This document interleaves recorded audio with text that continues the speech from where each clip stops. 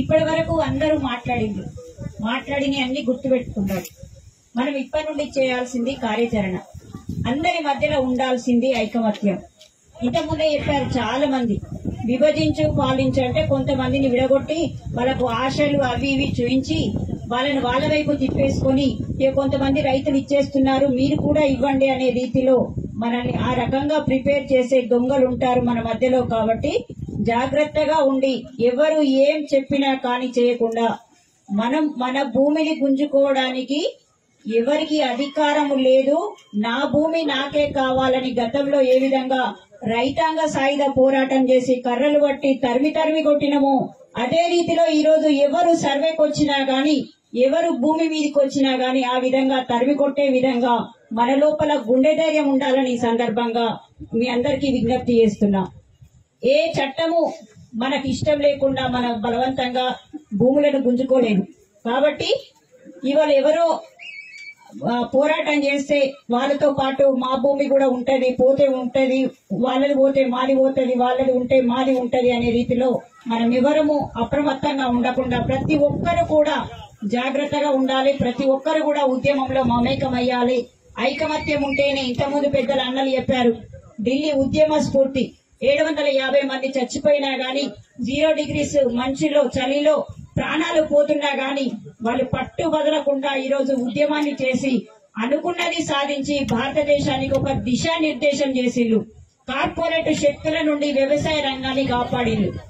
ఇంకొక కుట్ర ఏంటంటే ఈ రోజు కుడాకొచ్చిన నిధులన్నీ ఏదైతే 300 కోట్లు సంవత్సరానికి 300 కోట్లు వచ్చే నిధులన్నీ మహిళా సంఘాల నిధులు గాని, బీసీ సంఘం నిధులు గాని, ఎస్సీ సంఘం నిధులు గాని ఇవన్నీ కాళేశ్వరం ప్రాజెక్టు కట్టడానికి 1,32,000 కోట్లు అటు పెట్టేసి ఈ రోజు ఆ కాళేశ్వరం ప్రాజెక్టు ఎవరికి కోసం ఉపయోగపడుతుంది? వ్యవసాయాన్ని బంద్ పెట్టే విధంగా ఈ రోజు కేంద్రం గాని రాష్ట్రం గాని వడ్లను మేం కొనమంటే మన రైతులందరికీ ఒక భయానక వాతావరణం సృష్టించాలి. వ్యవసాయం చేస్తే రేపు మా పరిస్థితి ఇదే విధంగా ఉంటది. పండిన పంట ఎవరు కొనుగోలు చేసే వాళ్ళు ఉండరు కాబట్టి మేము వ్యవసాయాన్ని బంద్ పెట్టేసి ప్రభుత్వానికి అమ్ముకుంటామనే కుట్రలో భాగంగా ఆ రకంగా 2 ప్రభుత్వాలు కలిసి నాటకం ఆడిన విషయాన్ని మనం చూసినాం. చెప్పే రకంగా ఈ రోజు ఒకటే ఎగ్జాంపుల్ చెప్తున్నాను. శ్రీలంక ఉంది. శ్రీలంక చాలా చిన్న దేశం, చాలా అందంగా ఉంటది, చాలా వరకు ఏ కష్టాలు లేకుండా హ్యాపీగా ఉన్నారు. వాళ్ళను రాజపక్స అనే ఒక్క కుటుంబం మాత్రమే పరిపాలించింది. ఆ కుటుంబం చేసిన తప్పుల వల్ల ఈ రోజు అన్నమో రామచంద్ర అని ఏడ్చి ఒకరి మీద పడి గుంజుకొని ఆహారం కోసం బాధపడే రోజులున్నాయి. అదే రకంగా రేపు తెలంగాణ ప్రభుత్వాన్ని, తెలంగాణ రాష్ట్ర ప్రజలను కల్వకుంట్ల కుటుంబం ఆ రకంగానే మనల్ని మనం ఒకరి మీద పడి చంపుకొని ఆహారాన్ని గుంజుకునే విధంగా, తిండి కోసం ఏడ్చే విధంగా చేసే కుట్రకు తెరలేపుతున్నది. చక్కగా ఈ రోజు మన భూములను తీసుకుంటారు, కోట్లాది రూపాయలకు అమ్ముకుంటారు, రేపు సింగపూర్ కో మలేషియాకో దుబాయ్ కో వెళ్తారు, వాళ్ళ జీవితాలు వాళ్ళు బతుకుతారు. ఇబ్బంది పడేది ఇక్కడ ఉన్న తెలంగాణ సమాజం. కాబట్టి ఒక్కసారి ఇప్పుడు ఎవరు చెప్పినా గానీ 1 ఎకరం 2 ఎకరాలు 3 ఎకరాలు ఉన్న వాళ్ళే చాలా మంది ఉన్నారు. మొన్న రాహుల్ గాంధీ గారు స్పష్టంగా చెప్పిండ్రు, పోడు భూములకు గాని లేకపోతే పట్టా భూములు, సీలింగ్ భూములు గాని, అసైన్ భూములు గాని అవన్నీ మీకు ఇచ్చేస్తాము, పట్టా ఇచ్చేస్తాము, ఎవ్వరు కూడా భయపడాల్సిన అవసరం లేదు. ఈ ధరణి అనే దుర్మార్గమైన దాన్ని తీసుకొచ్చిళ్ళు, దాన్ని కూడా రద్దు చేస్తామంటే గద్దర్ లాంటి నేతలు ఎదిరి గంతేసిళ్ళు రాహుల్ గాంధీ గారిని కౌగిలించుకున్నారు.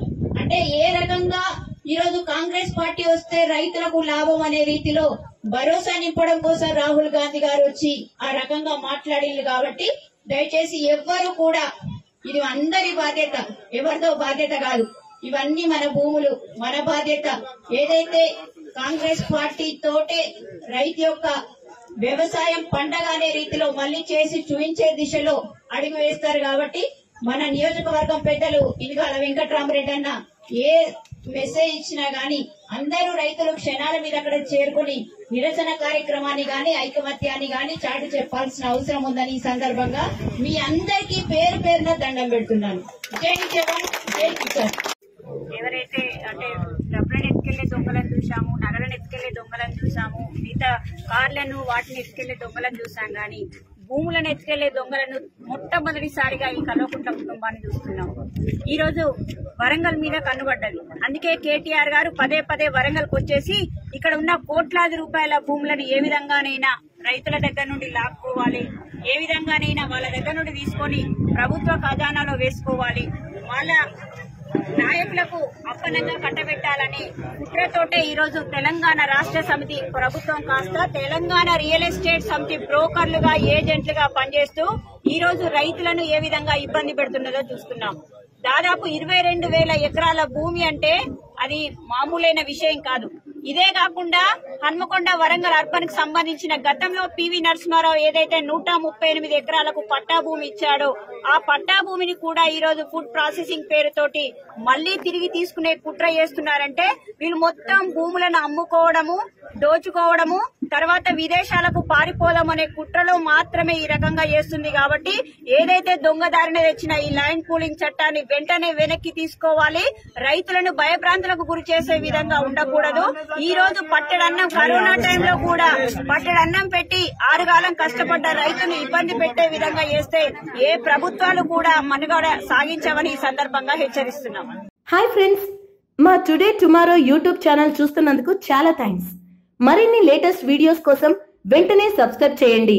అలాగే ఈ బెల్ ని కూడా రింగ్ చేసేయండి. మా నోటిఫికేషన్స్ అన్ని మీ మొబైల్లో వస్తాయి. అలాగే మా వీడియోస్ మీకు నచ్చితే లైక్ చేయండి, షేర్ చేయండి, నచ్చకపోతే కామెంట్ చేయండి.